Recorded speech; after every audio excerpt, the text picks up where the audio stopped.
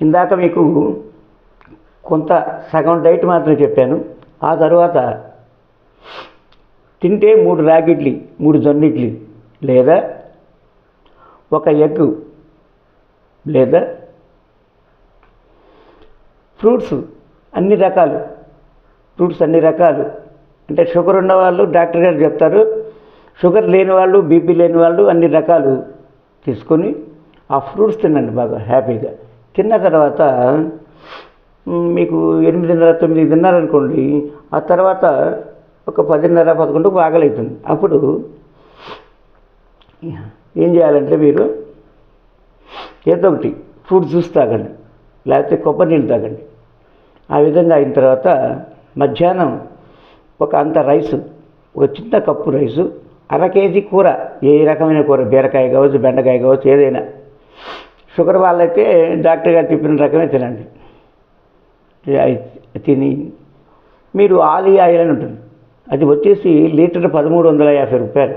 ఆ olive oil తీసుకొని ఈ పన్నీర్ని ఎప్పుడు స్టాక్ పెట్టుకోండి ఇంట్లో. ఆ పన్నీర్ని ఒక పెనం మీద లైట్గా వేయించండి, ఆయిల్ వేసి లైట్గా పొడి ఏదైనా చల్లుకోండి. వేసి ఈ అన్నం తింటూ ఈ పన్నీర్ని మనం దంచుకున్నాలి. తర్వాత మధ్యాహ్నం అయితే 2 గుడ్లు తినండి, ఉదయం పూట తినద్దు. రాత్రిపూట అయితే ఒక ఎగ్ తినండి. రాత్రిపూట ఇందాక చెప్పిన విధంగా కూడా మీరు చేయాలి. శిలాజిత్తు ప్లస్ మజ్జిగ విసిరిన పొడి తాగాలి.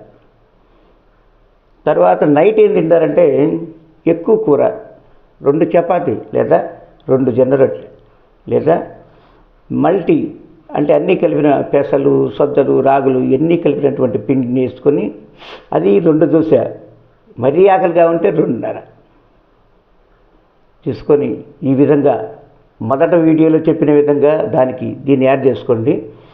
ఈ విధంగా 40 రోజులు లేకపోతే 2 నెలలు మీరు కానీ చేసినట్టయితే ఎంతో శక్తి ఉంది. బీపీ షుగర్ ఉన్న వాళ్ళు కూడా, నాకు బీపీ షుగర్ 2 ఉన్నాయి, నేను ఇది పాటిస్తున్నాను ఎంతో యాక్టివ్గా.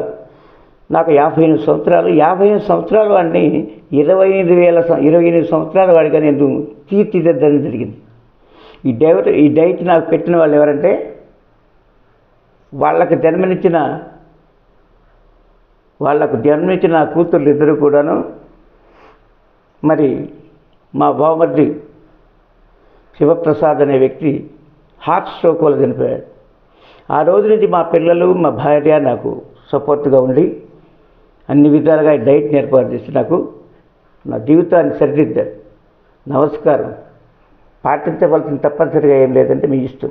మీకు నచ్చితే సబ్స్క్రైబ్ చేసుకోండి. జై హింద్.